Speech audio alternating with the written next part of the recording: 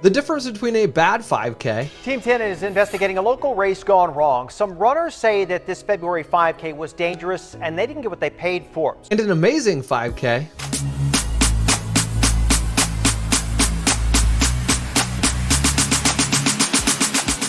Is not just race day execution, it starts in the planning process. So by the end of this video, you are gonna know exactly how to plan a thoughtful and organized 5K that people will love. Let's get started. If I were planning a 5K, here's a couple of things that I would need to think about as it comes to the route, who do I need to talk to, and the layout for the event. And then stick around because we are actually going to go into the event builder system and we're going to work on the checklist, we're going to work on the timeline and different things like that. But right here, there are two different immediate thoughts that come to my mind as I'm planning my 5K route. So this is, okay, I have a location, I have a place where I'm going to have sound equipment, I have a place where I'm going to have my vendors and my volunteers and all of my runners. When we're setting up the route, so based upon the route, like we've got a location, runners leave and then they come back. Well, how is that happening?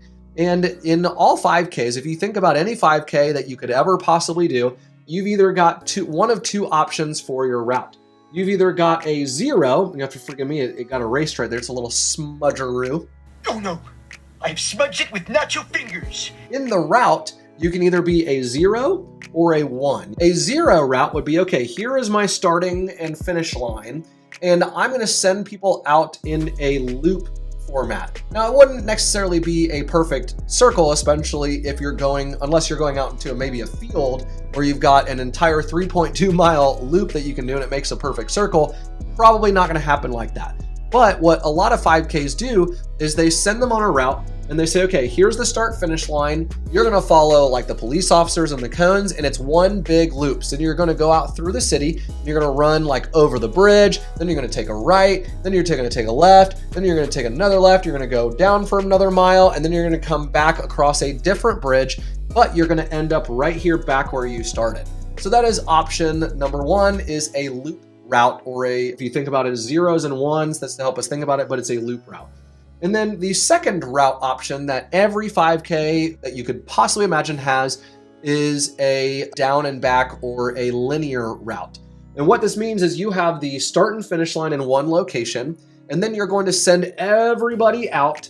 They reach a certain point and then they turn around. Now, maybe they literally just physically like turn back around, or maybe they are like going in a small, almost like a roundabout kind of mentality, but they're essentially turning around and they're just following the exact same route. So they're going along the way and they're going to be passing people. So some people are heading this way, some people are heading this way, but it's on the exact same route as they come back.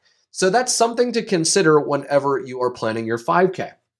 Now, the next thing that you need to consider when planning your 5K is, who do you need to talk to? Now, each one of these icons represents a different group of people that you need to talk to for your event. Number 1 is you need to talk to the city where you're going to be hosting it, especially if you're going to be running through the streets. Now, the city, one of the reasons why you want to talk to them is because it might be nice to have, like, say, the mayor, for example, come and speak at your 5K about the importance of supporting a local nonprofit and what you're all there for. And we're so glad that you're here in our city and things like that. But the other reason why I need to talk to the city is because of these different routes. So you can say, hey, I'm planning a 5K. Here's where I'm planning on doing it. What is the best route option that I could have? Is it to make a big loop, or is it to send everybody down and have just a one route there and back kind of deal? I'm sure that the city that you talk to, they have probably held a 5K, or someone else has probably held a 5K in their city. And so they're probably used to this and they probably have a pretty good answer for you. The second group of people that you need to talk to, this is a badge that represents the first responders. This would be like a police officer's badge or an EMT badge and things like that. Now, the police officers, what they're going to help you do is, number 1 is for security at your start and finish line. And number 2, it's also going to be security for your runners as they are going out on their route. And then you need to have EMTs probably on site at your start finish line, and probably at least available from the start finish line to be able to go out along the route in case there's any emergencies that happen. Number three, the third group of people that you need to talk to are your volunteers. They're the ones that have a big heart for your cause, a big heart for what you're trying to accomplish. And so these volunteers, they really are going to be the hands and feet of everything that you do. Do not be shy when giving your volunteers instructions and responsibilities. As they like to say, many hands make light work, right? So if you have 1,000 cones along the way, can you get 50 volunteers to each pick up? I don't know how to do that kind of math off the top of my head. But each volunteer is going to pick up X number of cones, and they're going to help you clean up after your event. And then finally is the third group is going to be your entertainment. This is going to be your DJ, your MC, and this is going to be maybe the local fitness. If you have a local fitness company that wants to advertise their fitness services, they can come and do like a 5-minute warm-up, dance and stretch session in order to get everybody ready for the actual race. But the DJ and the MC are also going to be specifically needed because maybe you need them to give them scripts. You might need to give them lists at the very end of, hey, here's the top people who finished in these age categories, different things like that. But you can also consult with them and talk with them about how to make the start experience, so the beginning of the 5K experience, great. And then how do you make the middle great while everybody's out running? There's still going to be like some volunteers and some vendors and some people that are not running, walking, jogging, rolling through the 5K, but they're there to support everyone else that is, and they're hanging out with you at the start-finish line there to cheer everybody on, and different things like that. So you want to talk with them about what music are you playing, what announcements are being made, and things like that. And then finally, I'm going to scoot this over. These are two different categories for what to think about as far as planning your 5K layout. Now, the layout, what that means is this is how you are going to set up at your event in order to have the right sound in the right location, the runners in the right location, and things like that. So here you can see I've got a group of boxes with the X. These would be like tents for what I like to call vendor village, right? So these are your sponsors that they donate X number amount of money, and that means that they get to come and set up a tent, and they get to collect email addresses and give out like stress balls. And one time I had a vendor, when I was DJing and emceeing of this 5K, they were giving out pickle juice packets for the runners. Didn't exactly taste the greatest, but some people loved them. The salt and the electrolytes, I can understand why. I avoided it that day. So we've got vendor village over here. Then you have the raceway where this is where everybody's going to line up. And then they're going through this archway that kind of got smudged, a little smudgeroo again. It got smudged, but this is your archway for your start finish line. So everybody lines up this way. This is your stage where you're going to make all your announcements from the DJ table and things like that. And then here's this. Now, that is one option of a layout. What's interesting about this layout is you have a bunch of people before the start and finish of your race. They're going to be around in vendor village area. You're going to have like your check-in registration table over here, and then you're going to have your stage when you want to make announcements. If I were planning a 5K and I were to use this specific layout, here's what I would do in order to make sure that everybody can see and hear clearly, is I would have sound equipment. I'd have like the DJ table probably right here in the back of the corner or maybe on the front corner, somewhere around there lines. I'd have a speaker over here, a speaker over here. This is like not a speaker like a person giving a speech. This is a speaker that is a piece of sound equipment, the speaker that's projecting the music and from the microphone and things. I would have speakers here, and then I would definitely run a speaker over here as close to the start finish line as I possibly can in order to make that fun and exciting. And then I would probably stretch another speaker out over here to try to get sound all projecting towards everybody. What I would also do is I would also say, okay, hey everyone, we've got 5 minutes, we've got 2 minutes, we've got 1 minute, we've got 30 seconds until I need everybody over here in front of the stage. And then you can send everybody to the start finish line and you can give clear instructions that way. Now, option number 2, this is the second most, or this is the other most popular option that I see whenever I see a layout for a 5K. This is the stage down here. This is vendor village making kind of a semicircle area. So we've got like a whole field here in the middle, a whole open space of all of the runners gathering, meeting up with their friends after they check in at the registration table, probably over here somewhere, or maybe it's back over here.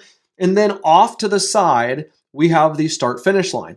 Now, this one can be a little bit trickier because you're going to have maybe like your DJ set up over here or possibly over on this corner. So I would definitely have a speaker on or off the stage right flanking the side. I'd maybe even have 2 additional speakers on the side, depending upon how many people that you have. The more people, the more sound you need.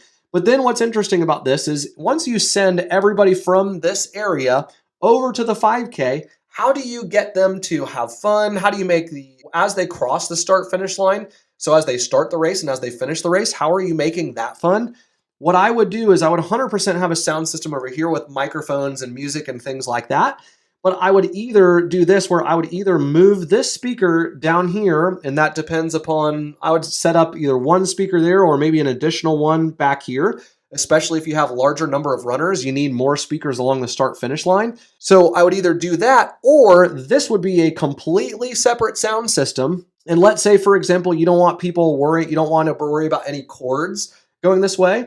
I would say that this is a completely separate sound system. I'd maybe put the DJ booth over here, the DJ table. I'd put a speaker up here at the start finish line, a speaker there, and then if I need it, possibly another speaker here. This speaker you can kind of cheat and kind of point in that direction.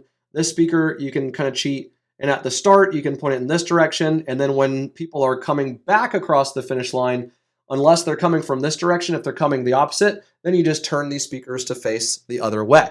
So those how I would think about the layout and the route. And now what I want to do is now we are going to dive into the Event Builder Pro system. And we're going to look at what does it look like to actually plan a 5K within the Event Builder Pro system. So I have already created the 5K, I've already created the timeline, and I've already created some of the checklists. So here you can see I have named this the Event Builder 5K. Now right off the bat, within the Event Builder Pro system, you can see that we have a goal of raising $50,000 for nonprofits, and we have a description, and we can edit either one of these. You simply click that, edit whatever you need to. And I set the start date. This is gonna be on a Saturday. And I set the start date. I want to include setup time in my start time and my end. And so 3:30 a.m. is where I'm going to have like my vendors and a lot of my volunteers show up because we're going to get this 5K done before the heat of the day. I've got all of these details loaded in. It's a nonprofit event. The event is for myself. So I'm the title sponsor of it, Event Builder, and we are raising money for a local nonprofit.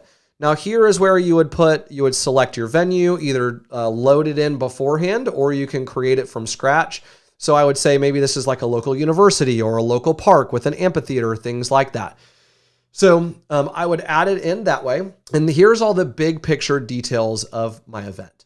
And then for the actual event itself, here is a great way to start off. I already have loaded in the timeline from beginning to end. But what you easily could do is you could come to Builder, your AI event assistant, instead of starting from scratch completely and just making it up yourself, what you could do is you could feed in to Event Builder and you could say, hey, will you please help me write a timeline for a 5K? So we're going to go ahead and do that now. So I'm going to say, please help write a timeline for a 5K for 2,000 people, include mayor speaks, include sponsors, recognized awards, and fitness warm up from sponsor company. And we'll leave it at that. So please help write a timeline, and I'll just put in parentheses a schedule just in case, and here we go. So we're going to submit it. So one of the great things about, again, Builder is you can use it to create timelines. You can, once you come up with this timeline, then what you would do is you would copy and paste certain items into your actual timeline and you would adjust it. I asked this to do this earlier. So let's see. Early morning setup is from 5 to 6:30 a.m. See, this is a little bit different than how I would plan a 5K. I would try to have the race starting between 6:30 and say 7:30 in the morning because you avoid, especially in the later months down here in Florida where I reside, but you get into like, it can start getting hot and humid pretty early. This says, okay, 5 a.m. volunteer check-in begins, 5:15 is course setup, 6 a.m. is vendor and sponsor booth. registration and participant arrival. So you can see that this is a pretty solid timeline. I might argue with it. Let's see, where did the race start? Race preparation is 8:15 to 8:30. And then the actual race doesn't start until 8:30. Yeah, see, I would say that's way too late. We've got to push that an hour minimum earlier in order to make sure that we get everything done. So here is actually the timeline that I put together. Okay, 3:30 a.m., that's when we're going to have water arrive, vendors arrive, timing company arrives at 5 a.m., the DJ arrives at 4:30, sound on by 5:15. Then we have announcements and check-in for 30 minutes. One of the great things about these timelines, like let's say, for example, you need to push back everything, you need a little bit more time for your setup and your load-in. If you need more time, you can change this to say 150 minutes, so you've got 30 minutes extra. You can see that it's going to change everything else afterwards. So from 3:30 to 6 is now my setup and load in, and it pushed everything back by 30 minutes. So then from 6 to 6:30, from 6:30 to 6:45. So you can change that back and forth, and it changes everything for you. I've got my announcements and check-in. Then I've got my welcome. That's for about 15 minutes. That's where I've got the event builder CEO. Hey, that's me. And we are checking in and everything. We've got the mayor, we've got a nonprofit CEO, and we've got a shout out to the sponsors and donors and ways to donate throughout the 5K. Then we're going to have a 10-minute warm up from a local fitness company. Then we would do the national anthem. That's a really fun one. So maybe a local high school student or college student was singing the national anthem, or maybe it's if you're a nonprofit and you're benefiting a certain demographic of people, then they can, maybe there's someone there that has a great voice and can sing the national anthem, or a choir along those, or something like that. Then we would spend about 10 minutes getting the runners, joggers, walkers, everyone to the start and finish line. So organize them in the beginning. Hey, at the front, we've got the competitive runners. In the middle, we've got the joggers. And at the end is the walkers/party people. That's what I like to call them. Then we've got timing instructions. So it takes maybe about 5 minutes to say like, okay, here's your badge. Make sure the timing company might need to say like, hey, make sure you don't cover it with your hands. Make sure you don't have a jacket over it. You got to have it outside your clothing, things like that. And then you would have the start to your 5K. It would take 5 to 10 minutes. You want to play some great music. So we'd say like fun and upbeat music. And then it would take maybe 40 minutes or so for most people to come back across the start finish line. So we're waiting until everyone comes back. DJ and MC is playing fun music the whole time. One 5K where I was the DJ and MC, I got to hold an iPad. The timing company said, hey, here's an iPad. And as the runners start coming back across the start finish line, they said, hey, what you can do is you can hold this iPad and we are going to recognize them like a quarter mile down the way. And it's going to pop up with their number and their name. So I got to announce them as the DJ and the MC as they cross the start finish line. Super fun, right? So let's go back to the timeline. Another 10 minutes or so for the fundraising totals. Another 20 minutes to announce the top categories. So this would be like the awards. And then we would have another hour for the mask vendor village. And then if you have anything additional, like if you have local mascots come from, say, Chick-fil-A or local universities and things like that, you can do a mascot race. That'd be a fun time to do it. If you have inflatables for kids to play on, if you have food trucks there for people to hang out, if you're going to have a local band come and play for different things like that, this would be taking place afterwards. And then you want to build in. So here, what we have is about an hour for Vendor Village to remain open. And then we would say another 2 hours to pack everything completely up and make sure that the field and amphitheater and everything is better than we left it. So that's what I would do that's a very solid timeline for a 5K. Next, what I would do is I would come here and I would create checklists for myself. I would say, okay, here's a list of things that I need to rent. Here's a list of things that I need to buy. Here's a list of things that I need to do. These are my just to-do items. So I have to hire a DJ, hire a photographer, hire a tiring company. Now, one of the great things about this is if you have people that are planning with you, you can either assign it to yourself or you can assign it to someone else, and you can assign them a certain due date for it. Along the way, you can take notes. Let's say, for example, you have planning calls for your actual event. Then you would say, okay, I've got 5 people on this call. I can log a note right here or have a note taker, or I can copy and paste the AI notes in here. There's an AI note taker in your Zoom calls. And you would give maybe some summary or however you best take notes. But it's just a very simple tool where you'd sit new note, type in the title, and you would type in the actual information there. Then let's say, for example, you're not your own timing company. You have to hire one. You need to hire a DJ MC. You need to hire a videographer. Well, one of the things that you're going to do is maybe you're going to source out and say, okay, there's 5 different DJs in the area. They've all got great reviews, and I want to get a quote from each one of them. You can either reach out to them directly. They can send you the information, and you can come here and you can either hit add a quote, or you would do new quote where you're logging it in the system. You say, okay, I'm logging it for the 5K.